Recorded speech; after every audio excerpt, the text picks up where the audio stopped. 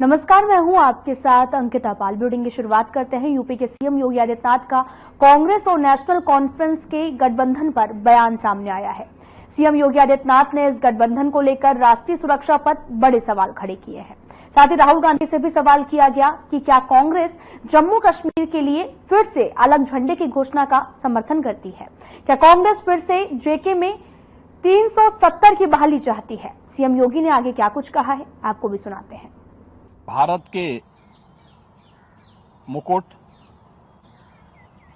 जम्मू कश्मीर से अनुच्छेद 370 और 35(a) का कलंक मिटाने के साथ ही भारतीय जनता पार्टी ने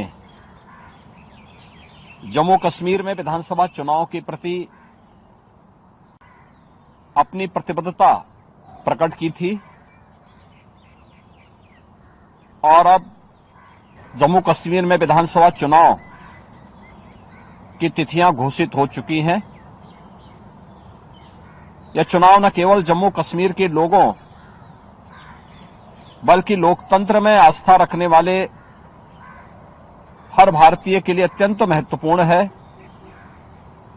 दुनिया भर की निगाह आज इस ओर लगी हुई है। ऐसे महत्वपूर्ण चुनाव में इंडी गठबंधन की जो नेतृत्व कर रही है कांग्रेस ने Abdullah and sons family private limited की नेशनल कॉन्फ्रेंस के साथ गठबंधन करके फिर से अपने राष्ट्र विरोधी मंसूबों को देश के सामने रख दिया है।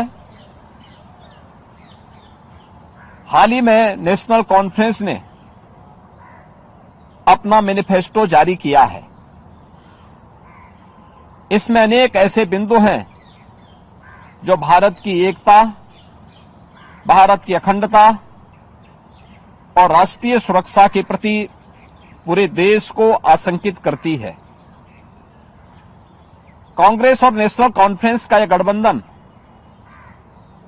राष्ट्रीय सुरक्षा को लेकर के अनेक बड़े सवाल खड़ा करता है और भारतीय संविधान के प्रति सच्ची श्रद्धा और निष्ठा रखने वाले हर व्यक्ति को चिंतित भी करती है। मैं कांग्रेस के नेता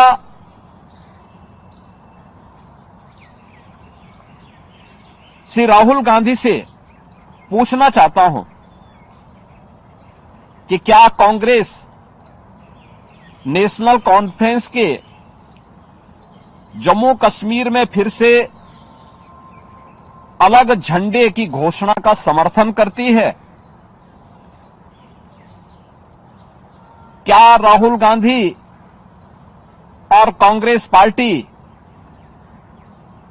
धारा 370 और आर्टिकल 35(a) को वापस लाकर जम्मू कश्मीर को फिर से अशांति और आतंकवाद के युग में धकेलने के जम्मू कश्मीर नेशनल कॉन्फ्रेंस के घोषणा का समर्थन करती है। क्या कांग्रेस जम्मू कश्मीर के युवाओं के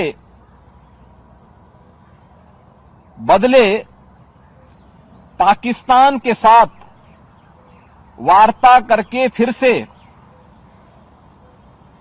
अलगाववादी ताकतों का समर्थन करती है। क्या कांग्रेस पार्टी और राहुल गांधी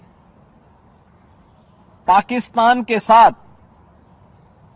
एलओसी ट्रेड शुरू करने के नेशनल कॉन्फ्रेंस के निर्णय से फिर से बॉर्डर पार से आतंकवाद और उसके इकोसिस्टम को पोषण करने का समर्थन करती है। क्या कांग्रेस आतंकवाद और पत्थरबाजी की घटनाओं में शामिल उन उपद्रवियों के परिजनों को फिर से सरकारी नौकरी में बहाल करके आतंकवाद, दहशतगर्दी और बंद के दौर को फिर से लाने का समर्थन करती है। इस गठबंधन से कांग्रेस का आरक्षण विरोधी चेहरा भी देश के सामने आया है।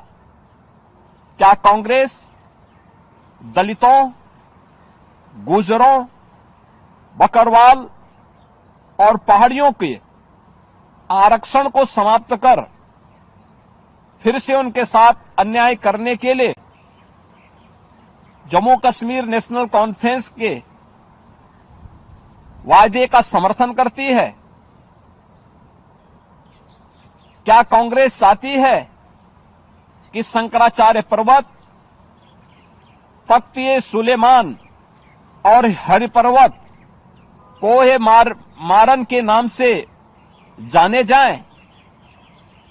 क्या कांग्रेस जम्मू कश्मीर की अर्थव्यवस्था को एक बार फिर से भ्रष्टाचार की आग में झोंककर पाकिस्तान समर्थित गिने चुने परिवारों के हाथों में सौंपने का समर्थन करती है?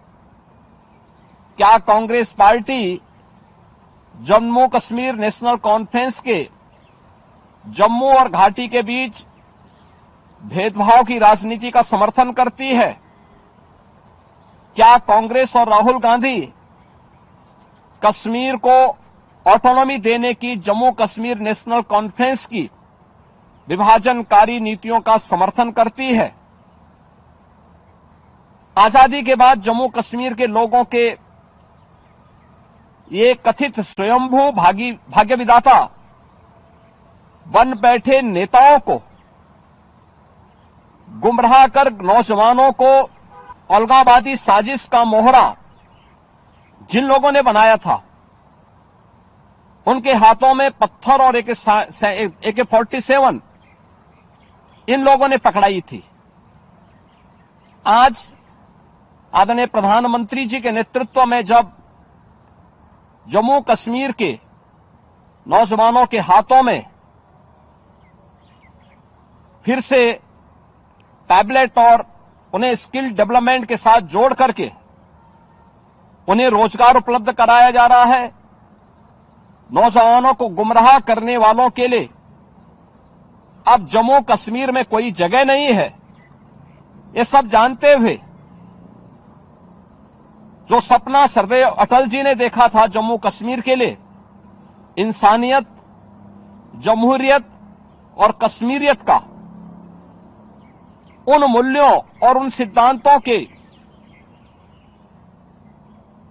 आज निकले प्रधानमंत्री मोदी जी ने उन सपनों को साकार करके दिखाया है। जम्मू कश्मीर को जागीर समझने वाले पाकिस्तान परस्त ठेकेदार और वहां की कथित लीडरशिप ने कभी सोचा नहीं कि नफरत की फसल काटने वाली उनकी सियासी जमीन सदा के लिए अब बंजर हो चुकी है। कोई ऐसी सरकार भी आएगी जो अनुच्छेद 370 को समाप्त करेगी, या इन लोगों को आज हजम नहीं हो रहा है। अनुच्छेद 370 की समाप्ति के बाद जम्मू कश्मीर की आबोहवा बदल चुकी है, मुद्दे बदल चुके हैं। आतंकवाद और अलगाववाद का मुद्दा चुनाव की धारा में सदा के लिए विलीन हो चुका है। अब वहां विकास, रोजगार और पहचान की बात हो रही है, तो स्वाभाविक रूप से वोट के इन सौदागरों को कैसे अच्छा लग सकता है। और कांग्रेस का यह दुरभिसंधि कांग्रेस से इन प्रश्नों को पूछने के लिए हमें मजबूर करता है। और इसीलिए मैं कांग्रेस के नेता से राहुल गांधी से पूछना चाहूंगा कि वह देश के सामने इन प्रश्नों का जवाब दें।